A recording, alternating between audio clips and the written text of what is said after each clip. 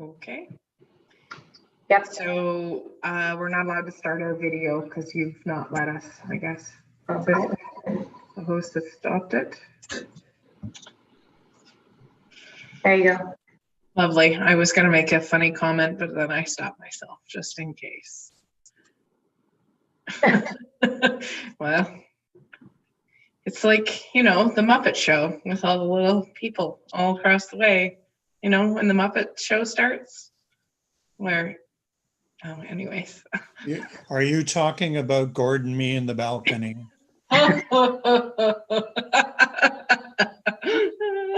Now, can I ask a question, Madam Clerk? I'm looking at nothing but the mayor blank space. It's the only screen I'm seeing. Is there something I'm not? There she is. Isn't she lovely? But putting that aside, I'm only seeing one screen, one. You have to go to a grid view. So you're in speaker view right now. If you go to the top right-hand corner, it says speaker view. So right now, I can see everybody across the top, little people, and then you would be the main one. Yeah, I'm just stuck in this one spot. I usually see all this other stuff. So you have to go up to the top right-hand corner, and it'll say gallery view. Okay, now we're getting something here. So if Councillor Jameson and Councillor, maybe if you could put your videos on so I can see you, so I can identify you when you want to speak. I just don't want to miss you. No, that's fine. I can't get to that point where I'm actually seeing. You have to go to the bottom right-hand corner of your screen and say, it says stop video. You click on that and it'll start your video. I'm not seeing any of that. So if you take your cursor down to the bottom left corner, sorry. Yeah, just go back to say all I am seeing is one matchbook picture of you, and that's it. And when I click on it, nothing happens. So can you go up to the upper right-hand side of your screen, Councillor Jameson? It's like 9 squares. It says view. Do you see that? No, it's not showing. That's the thing. I think what I'm going to do is bail and go back in and see if it opens again. Okay. Sorry, folks. No, that's okay. Yeah, we'll get there from here, eh? All right.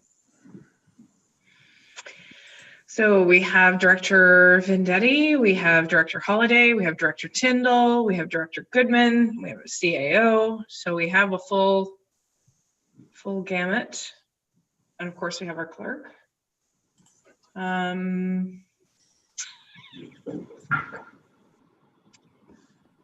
over this.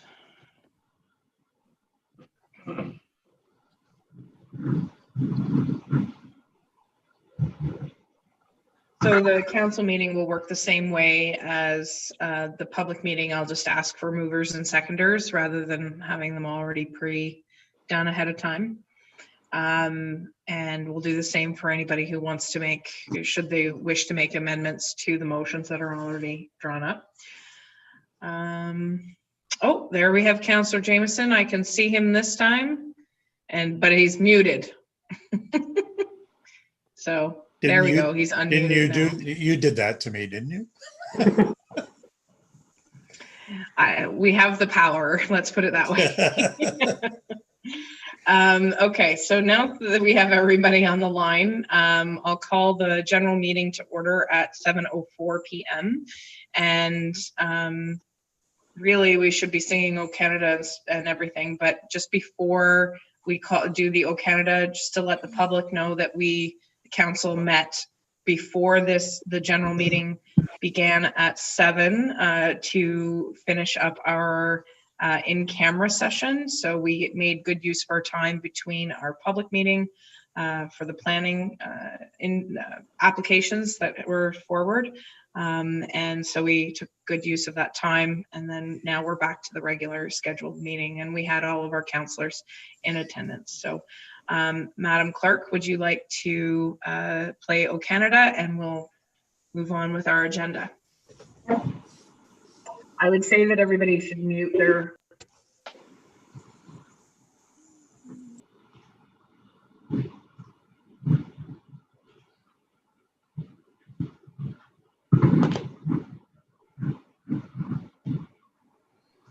Are you sharing your screen, Madam Clerk? And the video? There we go.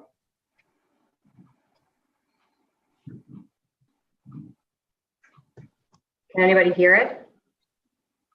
No.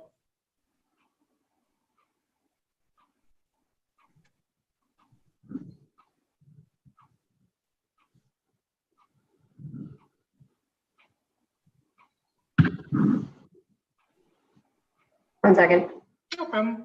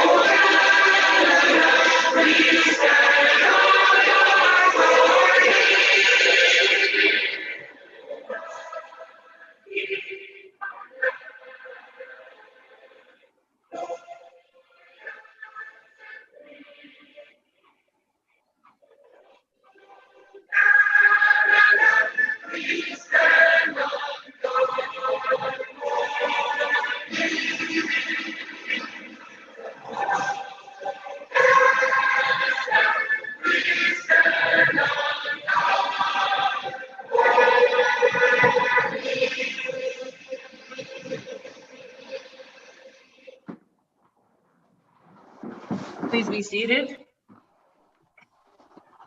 Okay, so we'll move forward with our regular agenda. Any declaration of interest and general nature thereof? I don't see any waving of hands or flagging me down, so there's no declarations at this point in time. Before we go on to number 4 and the consent agenda, I just wanted to report out from our in-camera meeting. Our CAO brought us up to date in regards to labor negotiations with our union. We also gave direction to the CAO in regards to litigation matters that are ongoing and received updates. So thank you very much for changing the schedule, councillors, because it will hopefully mean for a less lengthy meeting, and I didn't jinx myself by saying that. So we'll move forward with number 4, which is the consent agenda. Can I have a mover and a seconder for the motion that's being put on the floor, Councillor Maybe? And can I have a seconder for this motion? Councillor Jameson. Okay, the motion is that the July 6, 2020 Committee of Adjustment meeting minutes, November 9th, 2020 public meeting minutes, November 9th, 2020 council meeting minutes, December 1st, 2020 special meeting minutes, and December 7th, 2020 committee of the whole meeting minutes be adopted as circulated, and that the October 27th, 2020 committee of adjustment meeting minutes and September 16th, October 21st, and 26th, 2020 EDC meeting minutes be received and filed. Any discussion, errors, and or omissions? Seeing none, I'll call the question. All those in favor, please signify. All those opposed, and the motion's carried. Thank you. And next on the agenda is staff reports. And I need a mover and a seconder to put the staff reports on the floor. Can I have a mover? Deputy Mayor Lackey. Seconder? Can I have a seconder? Councillor Fody, thank you. The council approves staff reports as presented at the December 7th, 2020 Committee of the Whole meeting, with the exception of Finance Report number FN-029-20, 2021 Municipal Budget, and Finance Report number FN-030-20 Water/Wastewater Study, and that the Finance Report number FN 20 be tabled until the January 11th, 2021 Committee of the Whole meeting. Discussion on this motion. Deputy Mayor Lackey.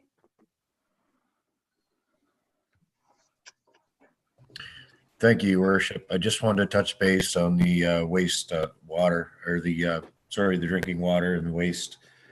That's being discussed in a further motion. Yeah. Okay. Or do you want to discuss it now? That's Because fine. we're just approving the reports that, other than those, all the rest of the other reports, we're just approving those to move on with the agenda. Surely. Okay. Any discussion on those other staff reports that we're trying to approve at this point?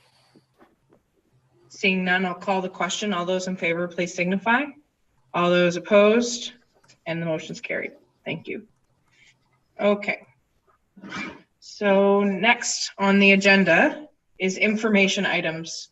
There's a number of information items there, so I need a mover and a seconder for the motion to that the information items be received and filed. Councillor Jameson, and I need a seconder, Councillor Olkey, that the information items be received and filed. So if you look at your agenda, there's a number of things there. It's actually not too bad. Are there any questions or queries in regards to the information items that have been brought forward? I don't see any waving. Oh, Deputy Mayor Lackey and then Councillor Fody. Yes. Thank you, Your Worship, and through you. There's a number of items that, I mean, I get this is November, but we had a plan to do Princess Street and Lansdowne, getting rid of the hydro poles and redoing the intersection, like the light posts. There was the railway crossings. There was a number of things that council had passed resolutions for that have once again been lost in La La Land. I wonder if we might track some of those back. Well, I'm actually going to call upon the Director of Operations right at the moment, because I know that he has some good news, I think, and some information that recently he's had a meeting with county that might pertain to those specific things that you actually just brought up. Mr. Holliday? There we go. Hi there. Sorry. Through you. Yes, so I had a meeting with Melanie Knowles from the county last week, I guess. We did talk about the retaining wall on, that is Princess. It's apparently there were conversations that were had before I was there with the previous director about that wall being part of a bigger project involving a master plan for transportation, active transportation and water and sewer. So right now that's, I've seen a master plan for the active transportation, but that's all that I've seen so far. So that's where we stand right now with the retaining wall. The other thing that the Deputy Mayor was talking about was the hydro poles, which I believe is part and parcel of the same work to be done on Prince Street. I don't believe that was part of your discussion with Melanie specifically, but part of the larger plan, if I'm not mistaken. Yes. So the thing with relocating the hydro poles is that you can't just move one or two. We'd have to move the entire run. This is from my previous experience. So there would be a cost associated with that, obviously. I think there are other options as well, possibly. And I'd spoken with the mayor about this briefly, that maybe there'd be an opportunity to create a boulevard in front of the poles and shift the lane slightly to the east. I don't know. I'm just as an idea, as an alternative. But certainly, yeah, I think that it all needs to be considered when they're looking at that. In addition to that, part of our conversation, the county is intending to do some work at the rail crossing this year to fix the issues that we're having there. So that's, I went through a whole list of things with them. I don't know if you want me to summarize everything, but we had a very good discussion on a whole bunch of items.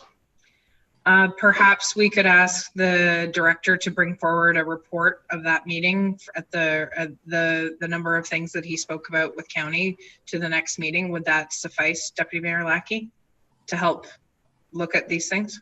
Yeah, it would. And just as a side note, my very first month of my first term of council many years ago, my idea was to put the parking over on the hydro pole side, shift the center line, and change the lane all the way down the street. But I promptly got scolded by the people that used to own the Lucky Dollar and the hardware store at the top of the hill. So things may have changed since then. Might be something we can look at again. I think now that we have an active action list, that these things hopefully will continue to be worked on. And now that we have a full-time director of operations, hopefully who's definitely keen to get things moving. And we appreciate you reaching out to county for those specific things and many more, I'm sure. Are there any other questions in regards to the information items that have been received? Sorry, Councillor Foti, that's right, I apologize. That's okay. You're already unmuted. Right. Thank you, Your Worship, through you and to you. With regards to Bill 218, proposed changes to the Municipal Act, was there any discussion at the county level on this, or was there any agreement of any kind on this at the county? There was a general conversation in regards to this, but nothing, there was no motions that came out of county. And I believe that we're all in agreement that this all came through. I believe it was an omnibus bill sort of after the fact that we all realized. And I know that the clerk is looking at bringing some of this information forward and how this will be affecting elections in 2022. But it's not to say that we as a council couldn't put forward our own motion in agreement or and opposing it. But I think we need to have some more information. So perhaps we could ask the clerk to provide us with a report that speaks to the logistics and how this will make things worse, better, or the same. Go ahead, Councillor Foti. That was about it. Thank you, Your Worship. Just my own thoughts. I wasn't able to be at the meeting where it was on our own agenda. You know, I don't need to tell anybody that the timelines that they proposed here, 6 weeks, are a little bit unlikely to fall in the category of reality for people to file their name and to get promotional material out and be recognized or whatever it is they're seeking prior to election date. I think these timelines are really quite unacceptable. I don't really know where the province was coming from in these guidelines to start with. That's why I was asking, you know, at the upper tier county may have had some unison on this. Thank you. Okay. Do we have any other questions or concerns in regards to the information items that are, Councillor, maybe? Thank you, Your Worship, and through you. The only one that I kind of had, well, a couple others already been answered, but with the casino and the new ownership, does that actually change any of the agreements that we actually have with that establishment going forward? I know that we're not getting anything probably for the next year, or maybe even more, unfortunately, but does it change anything? Thank you. CAO, would you like to speak to that? Thank you, Your Worship, and through you. It shouldn't change any of our agreements. My understanding of the transaction is it's a share deal.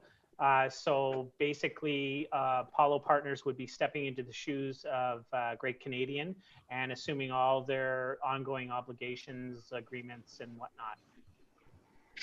Our agreement is actually with OLG, which is the province. The province allows them to have a lottery license in order to operate in the province based on that agreement. So we would not be in danger of not having the money come through. They are obligated to report to OLG. But the only concern that we would ever have is if they decided to close that, in which case then the agreement ceases. But I'm pretty sure they're not going to buy that very valuable piece of property and shut her down. So, but remains to be seen. Deputy Mayor Lackey. Just a quick question. Do we know for sure that the transaction took place and that Apollo didn't back out? It's not slated to close until the end of the year, I don't believe. I think it's December 31st. Sorry, CAO? That's right. The press release says that the deal has to be approved by their shareholders, and they were hoping to have a meeting. The Great Canadian shareholders were hoping to have a meeting in December, but it's been approved by their board of directors, which is the first stop. They also have to get regulatory approval to make sure that they're not creating unfair competition and whatnot. So there's still a few things that could happen here. So it's not a foregone or a done deal, a foregone conclusion or a done deal, I should say. Any further comments or questions in regards to the information items? Seeing none. Oh, sorry. Go ahead, Councillor Fody. Sorry, Your Worship, through you. Just a comment with regards to the broadband business plan. I want to thank the staff and all those involved for keeping this front and center and staying on track and well within the timeframes. And obviously, we're reaping results here. And we'll get to that a little bit later in the agenda as well. So any further comments or questions in regards to the information items that have been filed? Seeing none, I'll call the question. All those in favor, please signify. All those opposed, and we're carried. Thank you. Okay, next on the agenda, other business. Is there any other business that needs to be addressed this evening? Okay, I don't see anybody. So the next is on the agenda is the motion in regards to FN-032-20 water and wastewater rate study revised, and that the motion is that council approves scenario 1 with rates that move towards full life cycle funding over 10 years. Can I have a mover and a seconder so we can discuss this? Councillor Jamieson, and a seconder on the motion, please. We can't discuss it without a seconder, so it's Councillor Fody. So thank you. Okay, motion is on the floor. We'll take comments or questions in regards to scenario 1. That was actually, maybe I'll ask Director Tyndall to speak to scenario 1 and why this was the one that was recommended by the consultant. Thank you. Through your worship, I'm not going to turn my video on just because my internet's been really off and on today, so I apologize if I end up getting kicked out of the meeting. So the consultants did some recalculations, and we also looked at the water tower and revised our calculation for life cycle costing based on some input from Dave, which helped lower the full life cycle cost for that particular asset. So the scenario 1 is slightly revised, slightly lower than the original study. Scenario 1 is for rates that recover 100% of full life cycle funding by 2030. And that's the recommended scenario because it is the least risky from a finance perspective. However, we've also provided 2 other scenarios, 2 other options. One is a 5% increase annually, and the other is 3.5% increase annually. The 3.5% increase annually is actually the same as the inflationary percentage that the consultants are using to estimate inflation for construction of water and sewer assets over the next life cycle for the assets. So that's basically trying to cover inflation. And I think the rest of the calculations and so on were included in the appendix, and I'm happy to answer any questions. Thank you, Madam Treasurer. Deputy Mayor Lackey. Thank you, Your Worship, and through you. I was there when the water and sewer system went in the ground and the water tower went up. We just spent over $1 million redoing the tower. The clarification in the pump house is new. The only thing that's not new are the pipes under the ground in some places in the village. Some places they are new. So I can't agree at all with an increase like that to the people that live in the village. Most of them are retired on pensions. And I don't see how we can charge more than the rate of inflation. You know, even if we have a failure of the pipes under the street, they're not going to be all at the same time. You know what? If you look at the town again in Aquay, they've replaced some of the infrastructure due to a failure, but you know, they might have ripped up Victoria Street. Then next year they might, you know, they might do another street, or they might not need to do one for 3 or 4 years. So I think this is way too aggressive for the ratepayers in the village. I know the argument is that, well, if you have to put in a well and septic, you know, you're going to spend $60,000. Well, I can tell you that's a load of garbage, because you could actually put one in yourself if the health unit approved the design. There's not a lot to it, and I understand, you know, contractors make a lot of money doing these jobs, but in the same token, you know, you're talking, the last time I lived in the village was $138,000 or $138 a month. I had one sink and one toilet. So I get that we want to, you know, offset some of these costs with how much usage. But as Councillor Emmons always said, did we ever look at the school? Why are they paying the same as you know, everybody else? I get it's a larger intake pipe, but I mean, you got 300 some kids using the water and sewer. So, you know, I think there's other ways, and I do not agree. I think if we're going to do anything, it would be scenario 3, or leave it at the cost of living, which I understand is not much these days.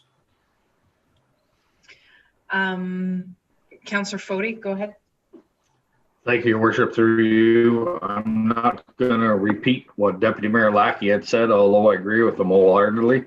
I spent a lot of time this past weekend working on just this subject. Reached out to a number of residents in this village, both business and personal, and believe you me, they won't be happy if we proceed with any of this. But I might want to draw your attention to this wastewater study on 3.1.4 asset inventory. And I'm going to read what's printed here. Township's current asset management information is lacking detailed replacement estimates. 2 lines further down, these estimates were also based on high-level estimates from OCWA, etc. That line or 2 alone should be enough to put the brakes on what we're going to do here. But at the same point, we have a responsibility to clean water and with the province, and we have to take action here tonight. Unfortunately, this was left to the last 11th hour, so to speak, and something has to happen. And Deputy Mayor Lackey hit the nail on the head. I propose, and I did speak to the Director of Finance on this, I don't want to put ourselves in jeopardy, or worse still, the residents of the village in jeopardy, that 20 years from now, they're saddled with a $10 million shortfall, which they are responsible for. But in the interim, given COVID, given a lot of things, and these 2 that I just mentioned are part of that, I'd like to make a proposal that for a 2-year period, we adopt scenario 3, and that will buy us enough time for our new director of operations, our own finance, perhaps the casino will come around and provide everybody with a little more stable income. There are a number of water meters that are not working in this village. Some may be broke, others are just plain not being activated. There are buildings that are hooked in and being charged a monthly rate, and they actually don't use water in those buildings. And I spoke to people that are in that very scenario.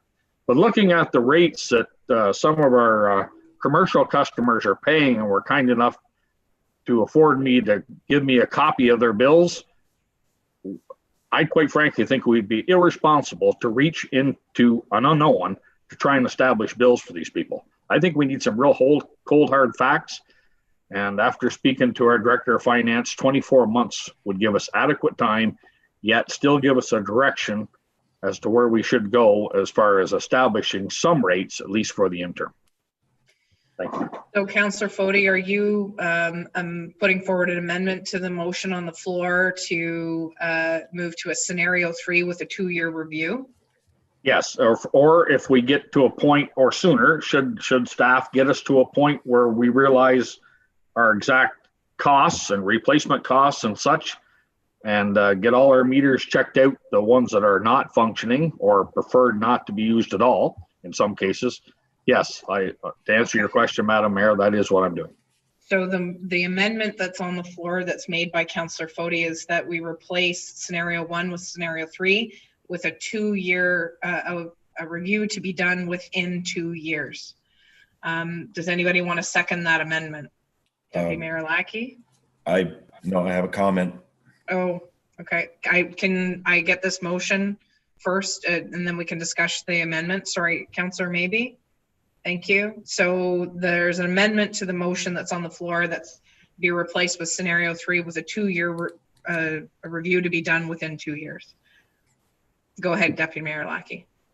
So in 2015, there was a review done and a drastic increase in the rates was done for that very reason, to put into reserves, which ended up being used for that standpipe replacement. But I guess what I'm trying to get at is that drastic increase provided the reserves needed. So what has changed that we can't leave the rates the way they are and keep building the reserves as they were before? Because they seem to provide enough to do what we need to do. As I say, most of our infrastructure is new, other than the pipes under the ground, and maybe if we need to do something for the lagoon. I might be able to weigh in on this and then I'll recognize Councillor Jameson, but I know that we have to do this in order to get our drinking water license. So this study has to be done regardless in order for us to keep our drinking water license in the village. So regardless of what those rates were 5 years ago, it was only done for a 5-year term. So this has to be redone. So your point about being on the same trajectory, there still needs to be something put in place for inflation, which I believe scenario 3 is accounting for inflation. So essentially scenario 3 answers your question, because the reason we would stay on that same path that was already set, we would be keeping in step with inflation, but we wouldn't be putting any increases in place based on what I understand to be scenario 3. Was that correct, Director Tyndall? Sorry, there you go. Yeah, sorry, through your worship. Yeah, so scenario 3 at 3.5% is in line with the inflationary percentage the consultants have used, which is based on the construction costs for the type of assets we're looking at for water and sewer. If we don't have any increase at all, then we aren't even going to keep pace with inflation over the next 5 years. I mean, and just to kind of go back to the one comment, I guess, is we have $20 million basically of assets. That's the replacement cost estimated as of right now. So it's a matter of balancing the rate increases with trying to make sure we have money on hand to replace as they do need to be replaced, or we end up running them to failure, which obviously that can create a lot more issues for the system as a whole. The way the study was done was we were trying to save enough money to be able to use the reserve funds for replacement. If we don't have the money in reserve funds, then we will have to borrow probably if there was something to come up. And the other thing is just, even though the pipes don't need to be replaced now, or they won't need to be replaced all at once, or whatever the infrastructure that might fail, hopefully we will come up with better information and a plan for replacement. But lacking a plan right now, if we don't have the money set aside, it's not like in 5 years or 10 years, all of a sudden we're going to be able to get all that money saved.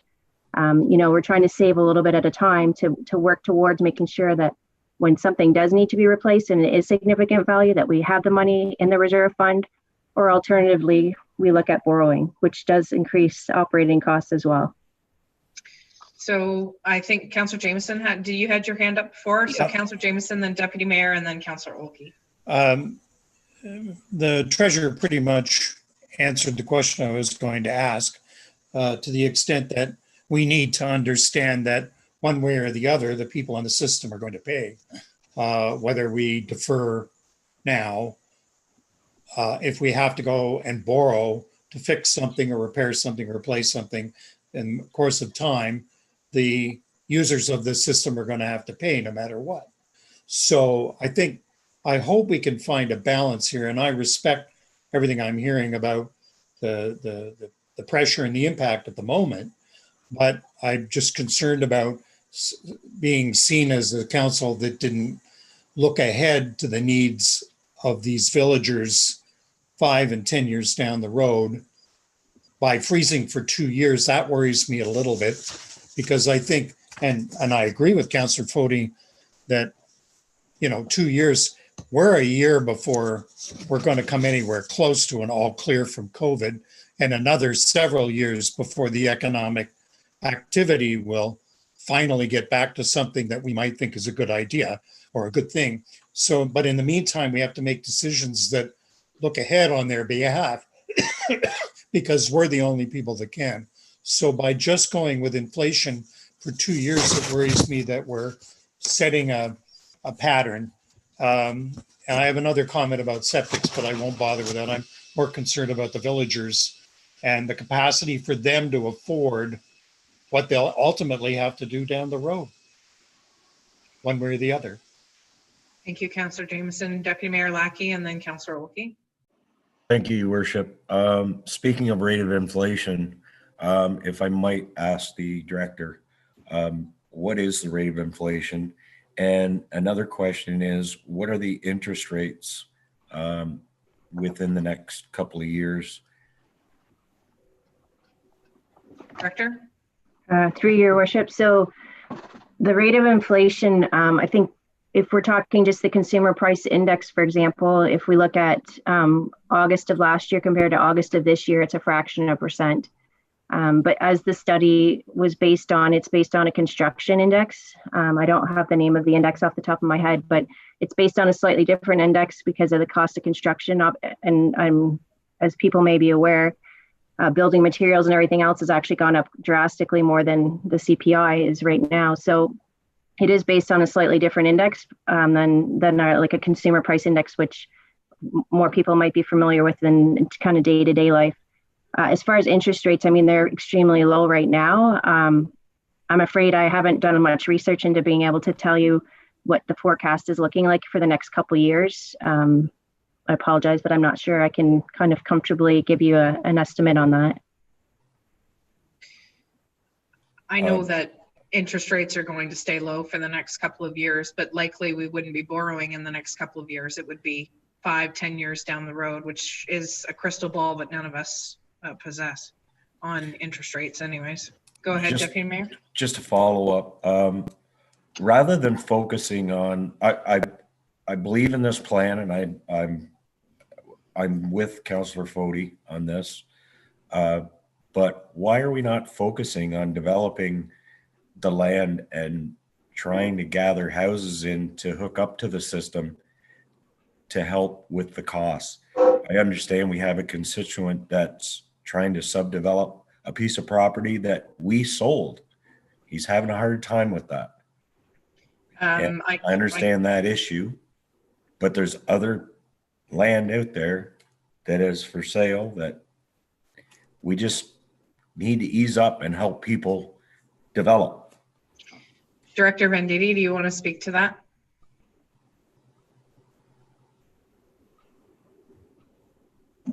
So thank you, through your worship. I'm not going to speak to any particular developments, but I will say that the official plan identifies Lansdowne as an area where settlement is supposed to be encouraged and where intensification and density is supposed to occur. So we're very supportive of working with that and working with developers. We currently have an application that's proposing approximately 250 units, and I have been following up with the developer's agent on that one. There's also a large piece of property for sale in the village right now that could accommodate a significant amount of development. So I will say that we are very much supportive of development in the village of Lansdowne, and we are working with the developers to advance development, being respectful of the surrounding context and making sure that it meets the standards so that it's responsible development. Thank you. Councillor, I recognize Councillor Olkey, then Councillor Gorell, then Councillor Jameson, then Councillor Maybe, and then I'm going to cut this off and we're going to make a decision on the amendment. Go ahead, Councillor Olkey. I need you to unmute yourself. Thank you, Your Worship, and through you, just some things that percolated up in the back of my mind. This, I think, is also showing the importance of the asset management system that Ms. Tyndall wanted to bring in, or is in the process of bringing in. I couldn't understand why our financial model for this was not an equation. We need perhaps X percent to be renewed every 10 years and Y percent to be renewed every 30 years and another segment of it to be renewed every 60 years or whatever it is. That would probably be a more true accounting should that equation be set of what would be needed going forward. The other thing I notice is that at the end of the day in 2024, scenario 1 is only $57 more in total than scenario 3. Scenario 2 is $14 more at the end of the day than scenario 3. And, you know, we're talking about very small amounts of dollars. Now, it does ramp up fairly alarmingly to that point, but all the scenarios do. What are we really weighing up here between the scenarios in terms of dollars out of people's pockets? I'll leave it there. Thank you. So Councillor Gorell is next, and then Councillor Maybe, and then Councillor Jameson after Councillor Gorell, and then Councillor Maybe. Go ahead, Councillor Gorell. Thank you. Through you, Your Worship. I really didn't want to have too much to say tonight for a change, but I really, listening to this conversation this evening, I have to strongly suggest that either I am misinterpreting this study or we all are. I have a comment that when I'm looking at the graph, or no, let me start here. We all know that that 10-year plan is not fully recovering the entire capital cost. It appears to me it is putting us in a position in 10 years that then the rates would be capable of pumping enough money into reserve funds, et cetera, to handle the massive capital replacements. If I'm wrong in that, if I'm right in that assumption, then a lot of our discussion here tonight is a little misguided. If I'm wrong, I apologize. But I've spent quite a bit of time trying to get through this, and I reread the entire report from the Economist, and I tried to get rid of the fluff and nail it. And there are all kinds of comments there, but I walked away thinking that what we're trying to achieve in 10 years is full replacement cost rates. And if I'm wrong in that, because that's just a theory. Looking at the graph that Kate put in her report here, I don't know, it's a graph here, and the dotted line shows us fully recovered in 10 years. What we're recovering is not $20 million, we're recovering the rates that allow us to be pumping money, enough money, into the reserves, et cetera, to handle full cost recovery on a model demonstrated by the Economist that's called sunk cost, blah, blah, rather than straight line amortization. If I'm wrong, fine. I'm just going to abstain from this because I do not understand precisely what we are voting on, except big increases in rates. Well, I'm not comfortable with that. I just would like us all to be on the same page. And listening to the comments tonight, I don't believe we are. Thank you very much. Director Tyndall, is there anything you wanted to add to that before I go on to Councillor Jameson? Through your worship, Councillor Gorell, his explanation is, I agree with how he's interpreted that graph and the scenarios that have been put forward. So that's the scenario, as I mentioned, that I'm recommending, because it does move us to that full cost recovery to try to start putting away enough money to replace all the assets that we would need to replace over time. In 10 years. No, not in 10. It's not.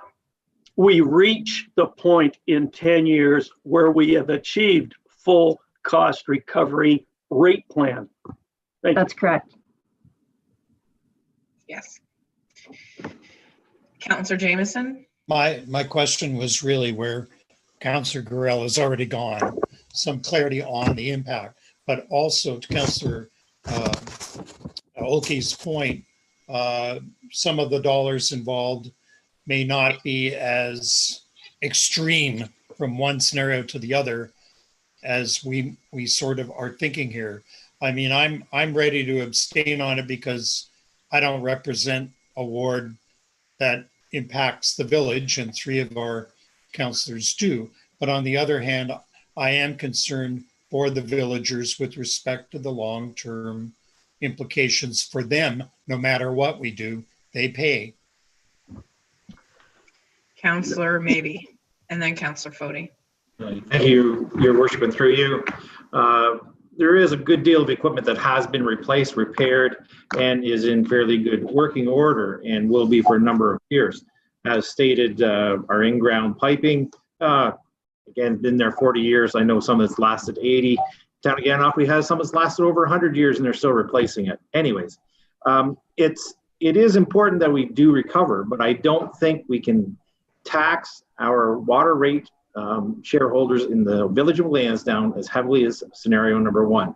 So I am with Councillor Fody and Deputy Mayor Lackey that we do go with scenario 3 at this point. Let's get the 2-year study, as well as our asset management is going to be kicked in really hard by that point, and we're going to have a really good idea what's really coming at us as expenses in the near future, so that then we can revisit this and actually see what our numbers are going to be and make a real guided plan more than we have at this point. Thank you.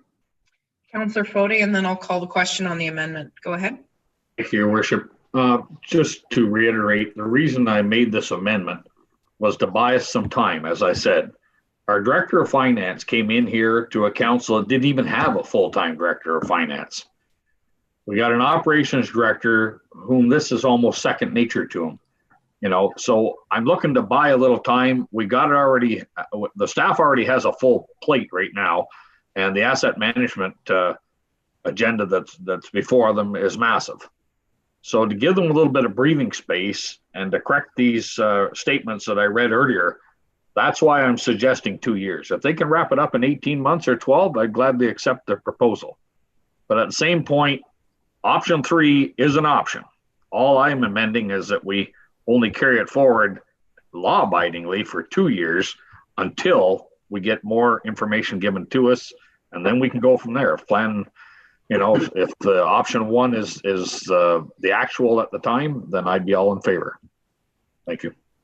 Okay, so I'm going to call the question on the amendment to the motion, and the amendment would be that the motion would read that council approves scenario 3.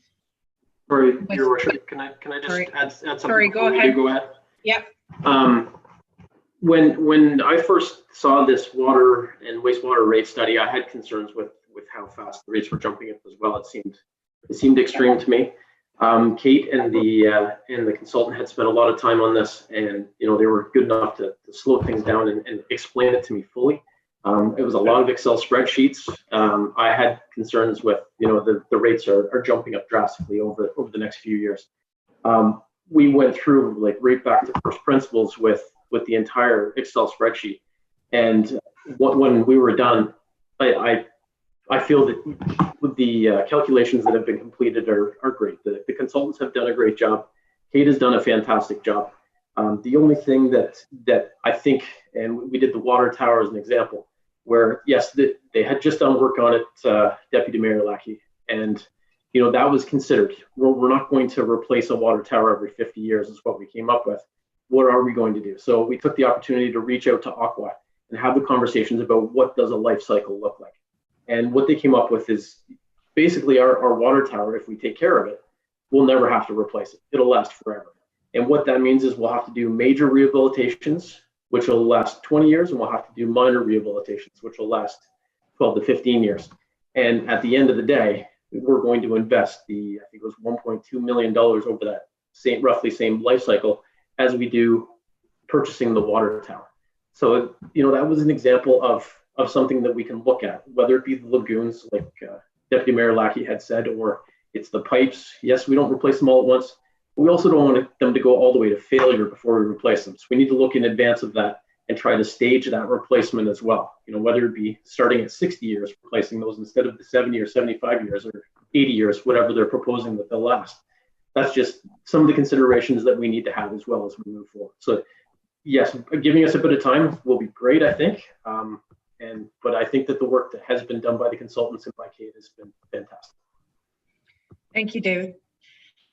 So I'll move forward with the amendment on the motion that council approve scenario 3 and have a review within a 2-year time period.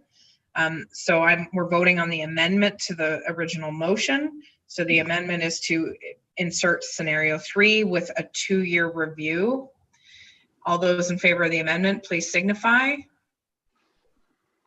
All those opposed? Abstained? Got 2 abstentions. Okay. And the amendment is carried. So now we vote on the main motion, which reads that council approves scenario 3 with a review within 2 years. Within 2 years. So it strikes out that moves towards life cycle funding over 10 years. Any further discussion on the motion as amended? Go ahead, Councillor Jameson. Not entirely sure. I mean, having abstained from the amendment, only because I really am not quite sure I understand the whole thing. And I just want to make one sidebar comment. It's not our role as councillors to say, well, the pipes are new, the pipes will last for 40 years.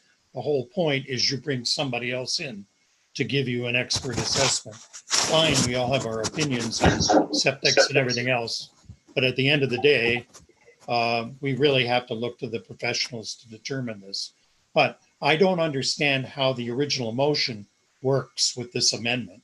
I can't follow the train of thought now on what we're actually going to direct staff to do with this amended motion. And it just could be me not getting it. And I apologize for that. So essentially we are approving a 5-year plan. Scenario 3 is 5 years of 3.5% increases, which keeps up with inflation. But what the caveat to this amended motion is that there will be a subsequent review within 2 years once we have further data. And that should, if we need to change the rates within that time period, by that time period when we have more data, then we have the ability to change it at that point in time. Does that provide clarification, Councillor Jameson? Yeah, okay. That makes sense based on that. But is there anything, or should we have something in this motion, and not to get so convoluted because we're all friends here at the end of the day, that brings us back to the table to look at this thing within 2 years, to Councillor Fode's point, or it just sort of slips along, and we know what happens around here when things just slip along year over year. And it's sort of that point where, can we put a line in the sand that says, yes, we will look at this. So I don't have to make it more firm than that, is all I'm saying. So what you're looking for is something to firm up by November 2022. It's essentially what you're looking for is to amend the motion with a date. No later than, certainly, or ahead of if possible. I mean, if we got the report in earlier, would it trigger, could we ensure that staff triggers the discussion so we don't go too far down the road with the wrong plan? So I'll take Councillor Mabey's input and then I'll make a suggestion.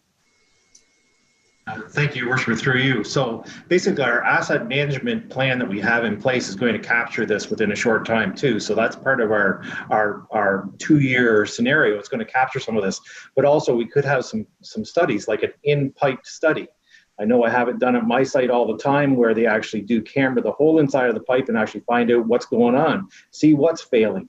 And again, with a more intensive study on the actual equipment and other parts that are within the system, then tie that into your asset plan within 2 years, we're going to have a real solid report that's going to tell us how and what's working, what's not, what needs to be fixed, and then we can attach the dollars that we really need to this. Thank you.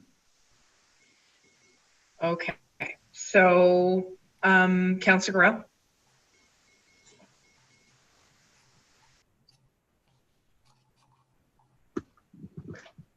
Thank you, Your Worship. Just a note, sort of a sidebar here. The original economist report had a clause in it that said any variations from any of those plans of 10% triggered automatically a review.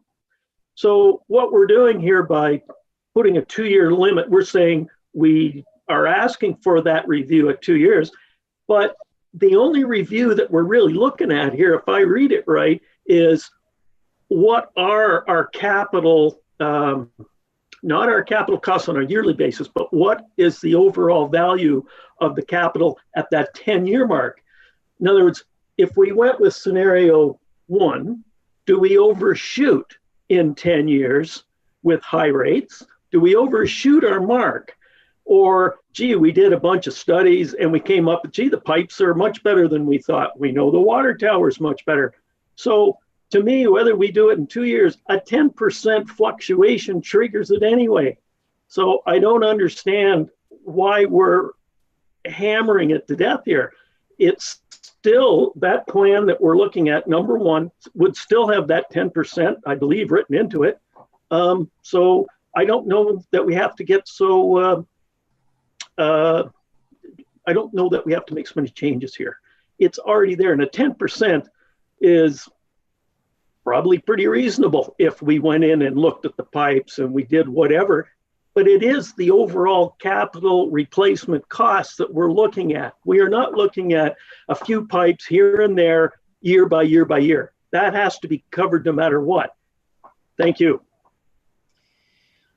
Okay, so I'm just going to reiterate the motion that's on the floor, that council approves scenario 3 with a 2-year review, or with a review to be done within 2 years.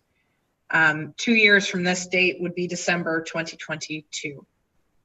So it infers a date that a report come back to council. Do we need to make an amendment to this motion, or are we comfortable enough to vote on it the way it is? Ready. Ready? Okay. So I'm going to call the question. So all those in favor of approving scenario 3 with a review to be done within 2 years, please signify. Please say yay. Yay. And those nays or abstention.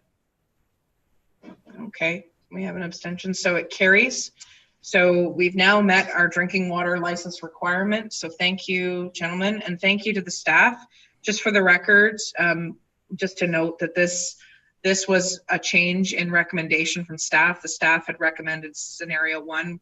We're going with scenario 3 and hopefully having more information and more detail now that we have a director of operations who's definitely eye on the ball when it comes to this stuff. So we appreciate that and look forward to that study in the next year. Well, it would be in the last year of our term of council. So we won't let this one slide.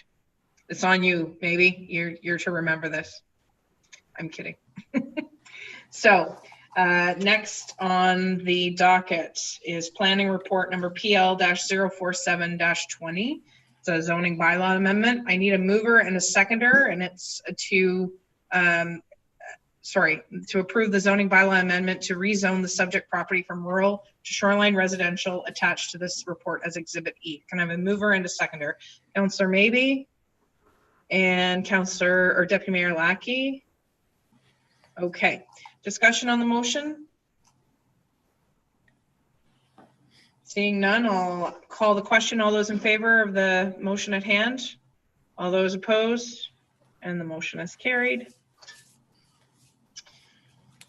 Next on the agenda is planning report number PL-048-20 zoning bylaw amendment for application number Z-2020-013-100 Village Estates Lane. And the motion would be that council approves the zoning bylaw amendment to rezone the subject property from shoreline residential RS to shoreline residential special, exception 54 RS-54 zone attached to this report as Exhibit F. Mover and a seconder for the motion, please. Deputy Mayor Lackey, and seconder is Councillor Maybe. And any discussion on this motion? Seeing none, I'll call the question. All those in favor, please signify. All those opposed, and the motion is carried. Okay, next is planning report PL-049-20 broadband business plan. And the motion is that council approves the award of the request for proposal PLA-2020-011 broadband business plan to NGL Nord City Group Limited to be funded from the modernization funding and the working fund reserve. Discussion on this motion. Madam Clerk. Sorry, you need a mover and a seconder before you can discuss it. Oh, that's right. Sorry, I got excited there. Mover and a seconder. I have Councillor Olkey and Deputy Mayor Lackey. Thank you. Okay. Now we can discuss the motion. I apologize. Thank you for having me on my toes, Madam Clerk. Any discussion on this award? Councillor Maybe, and then Deputy Mayor Lackey. Thank you, Your Worship, through you. Just wondering how long are we giving for this study? I don't know whether I've seen that or whether there was any documentation to how long that's going to be, because I know we had talked about a certain length of time to get it to the coffee table. So I'm just curious on the study itself. Thank you. Madam Planner. Excuse me. Thank you, through you, Your Worship. This contract is for about a 9-week contract. So we're hoping to have this business plan done to support any applications for funding. So universal broadband is due February 15th. We're hoping to meet those deadlines. There's still a lot of things we need to consider to get everything in order, but the turnaround for this one's quite tight. Okay, Deputy Mayor Lackey. Thank you, Your Worship, and through you, I just wanted to make mention to the committee and the working group. The work that was done is very much appreciated. I think we're going in the right direction, and I think this will make a difference. Any further comments or questions in regards to the award? So the motion on the floor again is to approve NGL Nord City Group Limited to be funded for modernization funding and the working fund reserve. Seeing no further discussion, I'll call the question. All those in favor? All those opposed? And the motion carries. Thank you. We look forward to seeing that report come to council. Next on the agenda is a notice of motion from Councillor Gorell in regards to the helipad development. So I'm going to assume that Councillor Gorell is looking to make this motion, and then a seconder for the motion. Jameson. Okay, and I'll read the motion. Whereas council has been contacted by residents with concerns regarding a proposed private helipad to be located on the shoreline of the St. Lawrence River within the municipality of Leeds and the Thousand Islands. And whereas the township has a legal opinion supporting Transport Canada as the regulatory authority with sole jurisdiction over location and regulation of aerodromes and heliports to the exclusion of provincial and municipal bodies.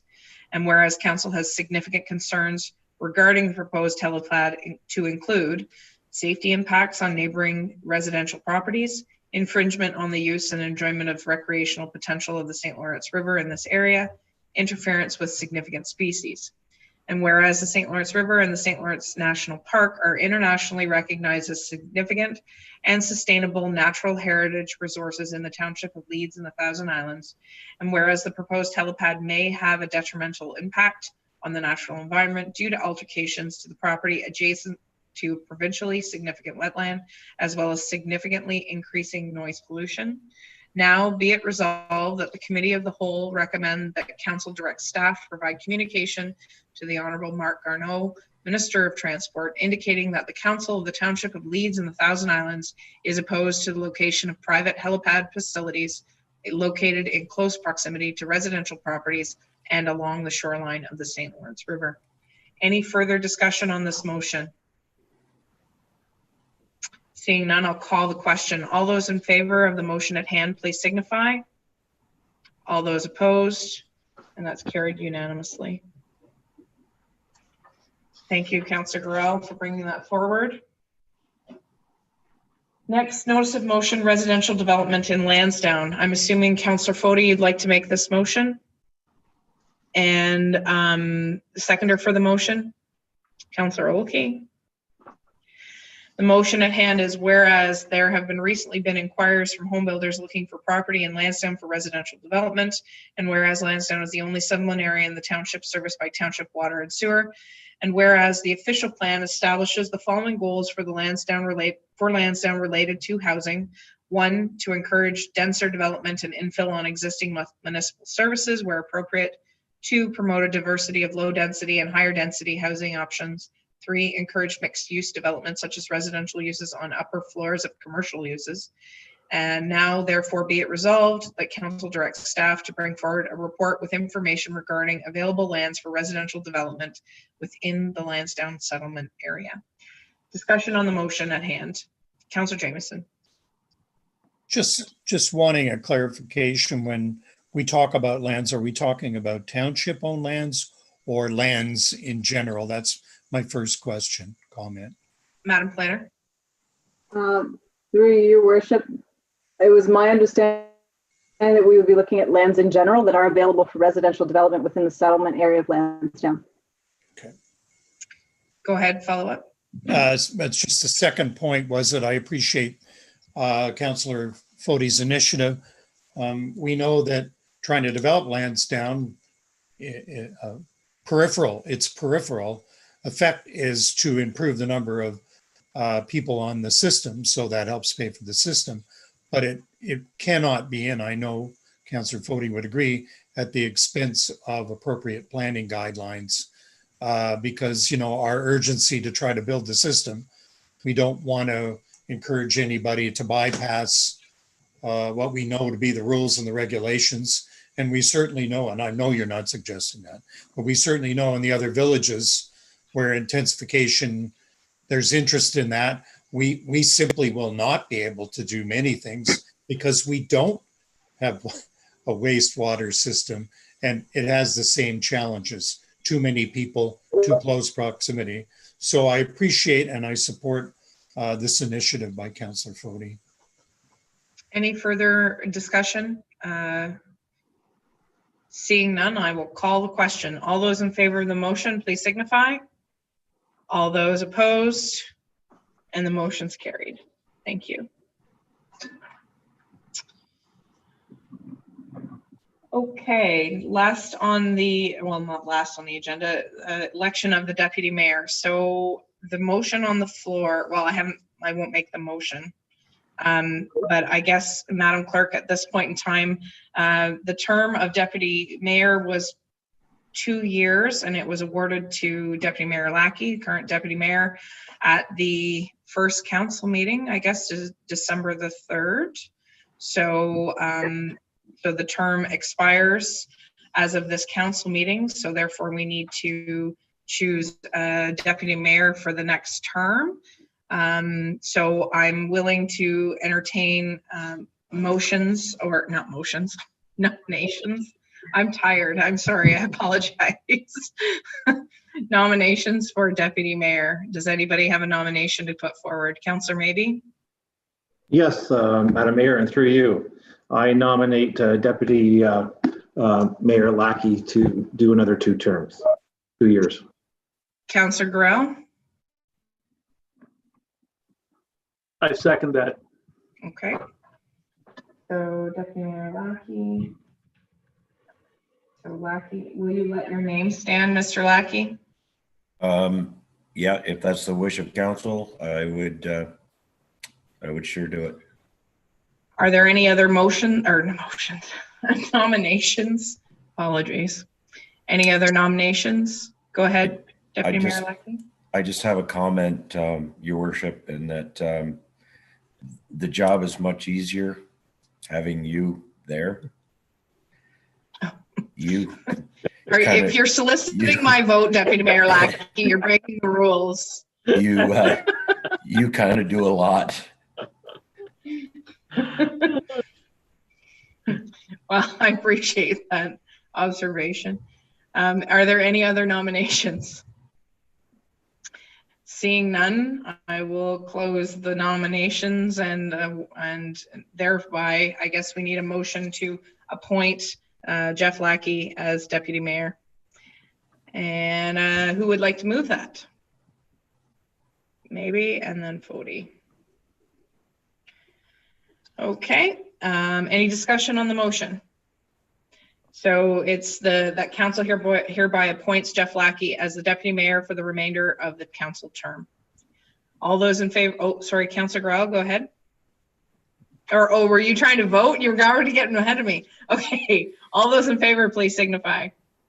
All those opposed, and the motion's carried. Thank you. Congratulations, Deputy Mayor Lackey. Still Deputy Mayor Lackey. Thank you all. The next thing on the agenda is Mayor. I think we should take that to the electorate, the electoral college. The electrical. Oh, the electrical college. Honestly, I'm tired. I apologize. I'm stumbling over my words. It might give everyone a jolt. Yeah, maybe I need to get up and run around the building. Right day. The mayor's update is next on the agenda, and I guess I'll take time to say thank you to all the community groups that have worked so diligently to try to have things to really brighten people's day and bring the Christmas season around. If you drive around this municipality and neighboring municipalities, I think you'll see more holiday lights up than you've ever seen. People are at home and they're doing things, what little things they can to make their own lives better and brighter, as well as their neighbors. So, I think it's about taking joy and being grateful for small things. And we are not on full lockdown here. I know that it's been very trying for some local businesses and some local families and individuals who have been faced with possible outbreaks in businesses.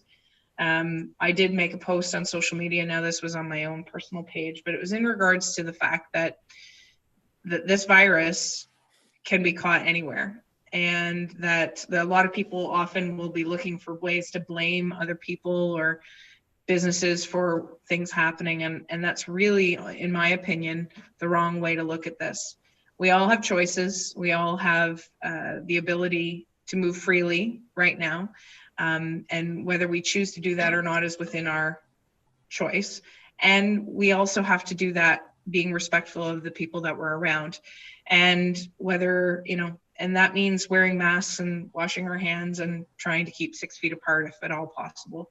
It's not always possible, and I realize this, but my hope is those who did actually test positive for the virus, that they have a speedy recovery, and that their families all too are able to stay healthy and get through this Christmas season. It will be difficult for some. As far as other things that are coming up, I know that the hockey, the GAN minor hockey have chose to cease operations until after Christmas.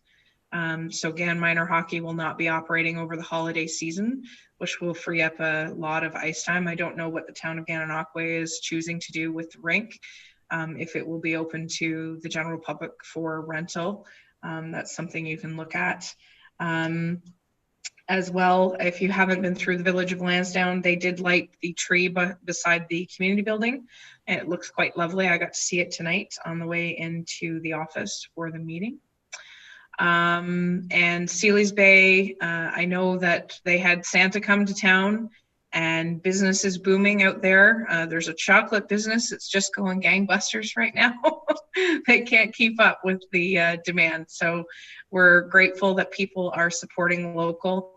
And if you have to do your Christmas shopping still, any of you on the call this evening, if you have to do your shopping, please choose to shop local and support our local businesses if at all possible. So thank you very much. And just, I will wish everybody, both staff and council, a very, very happy holidays and Merry Christmas. And we hope for a very healthy 2021. And my goodness, it's hard to believe that 2020 is almost in the books. So, any notices of motion? Councillor Jameson. Thank you, Your Worship. Just thank you for those comments. Very positive. 2020 will be the longest 18 months of a year any of us have ever experienced, and I think we've generally done it with good grace, which is a credit to all of us. We're still getting along, even Gordon and me.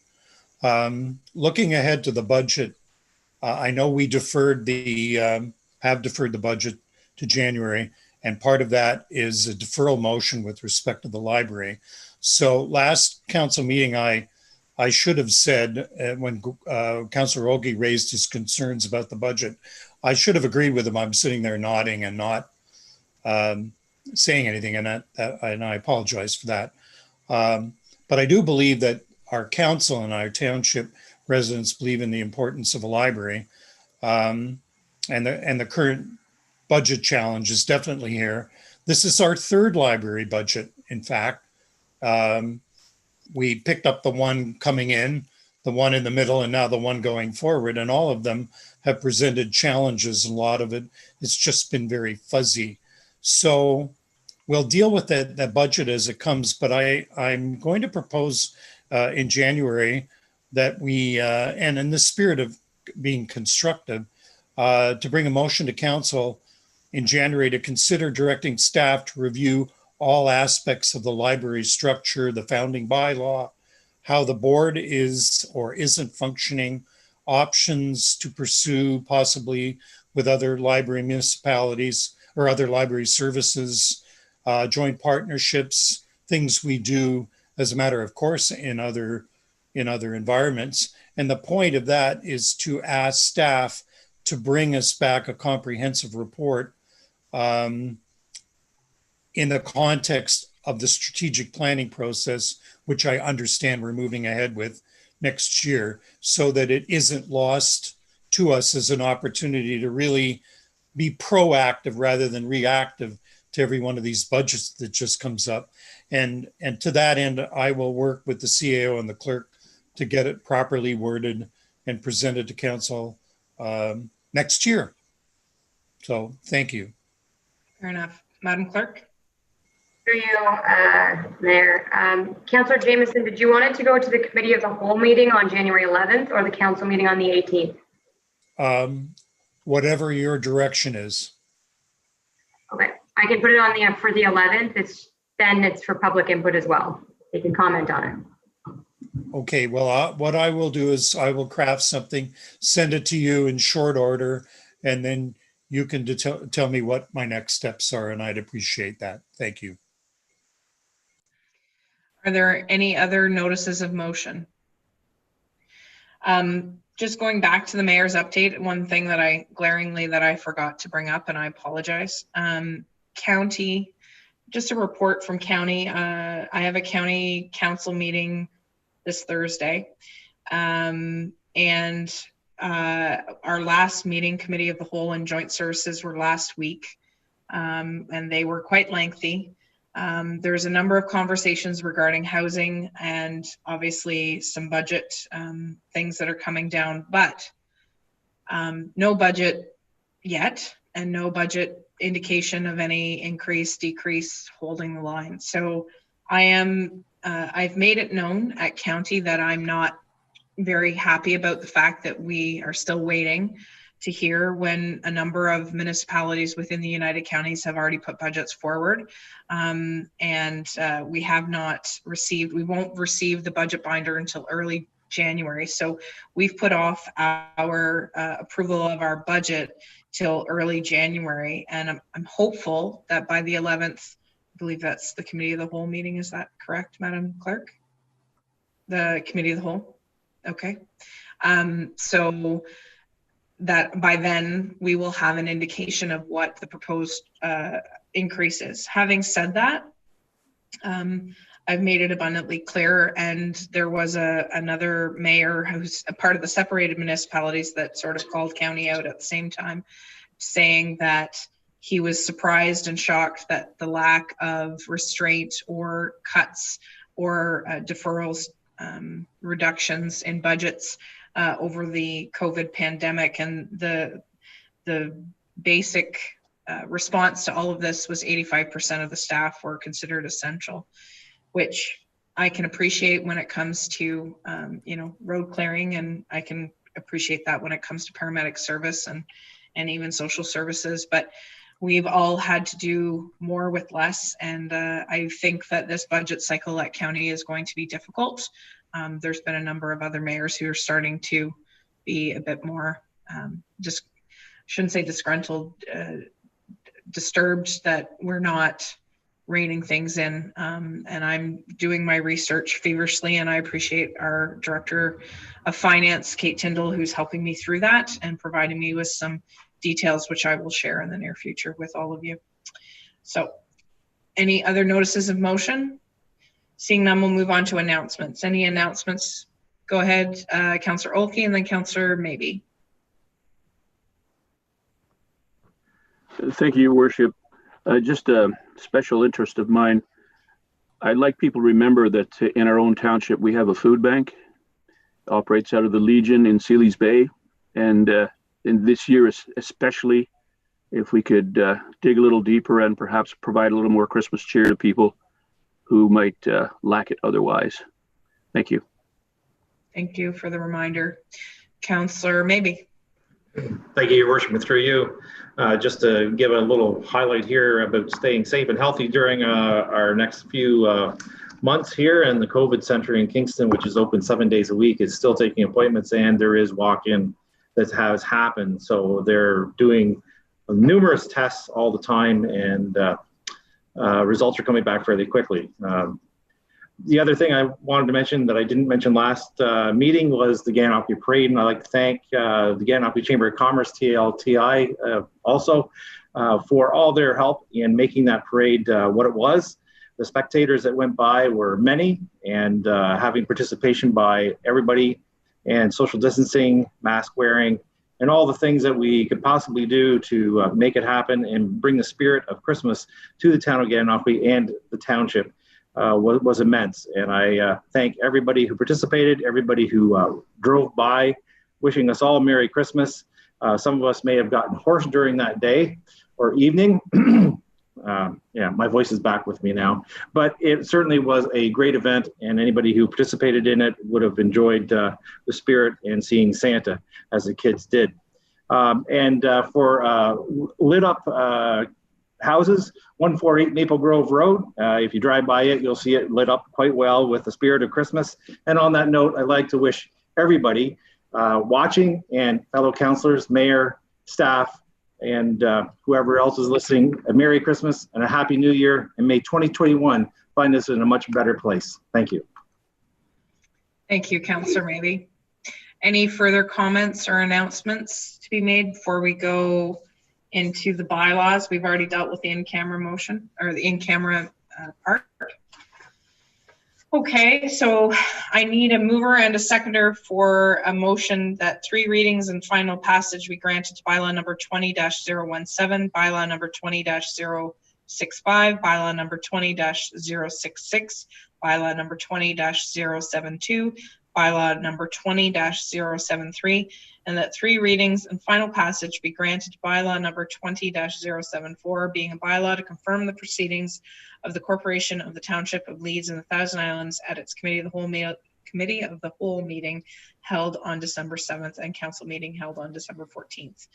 Somebody would like to move that? Councillor Maybe, and then Councillor Fody can second.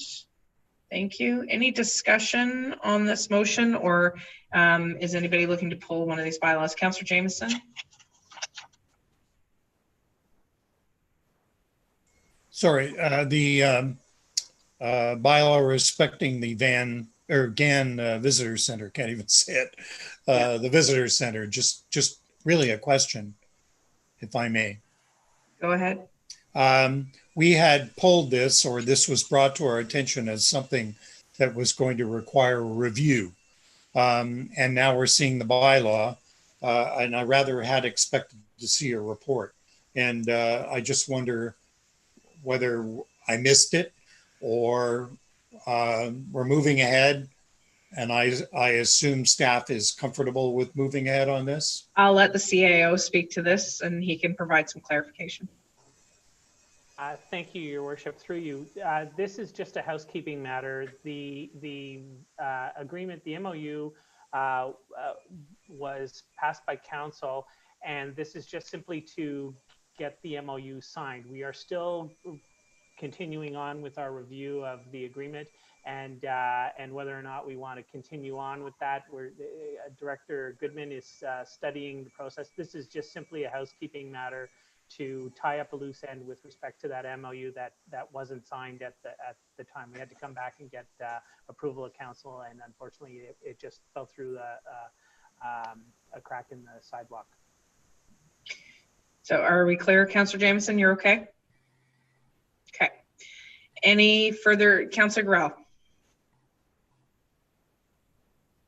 Thank you, Your Worship. And just a little bit of bookkeeping, I guess.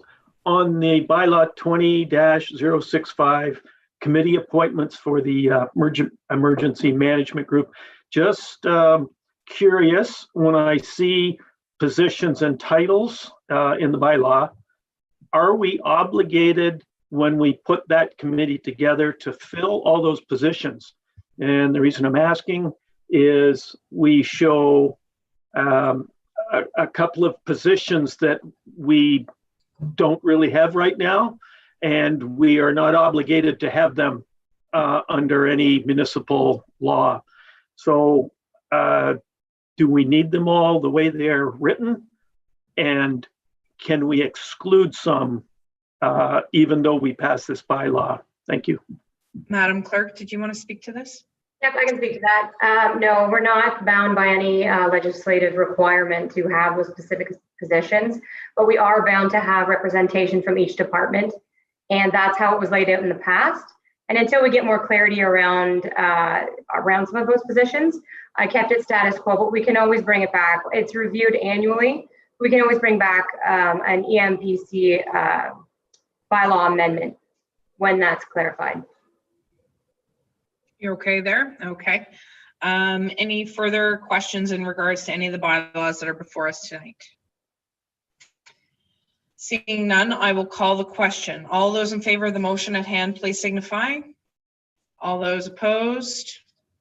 And the motion is carried. Thank you very much. Last motion is for adjournment. Who would like to make that motion and second it? And then Lackey.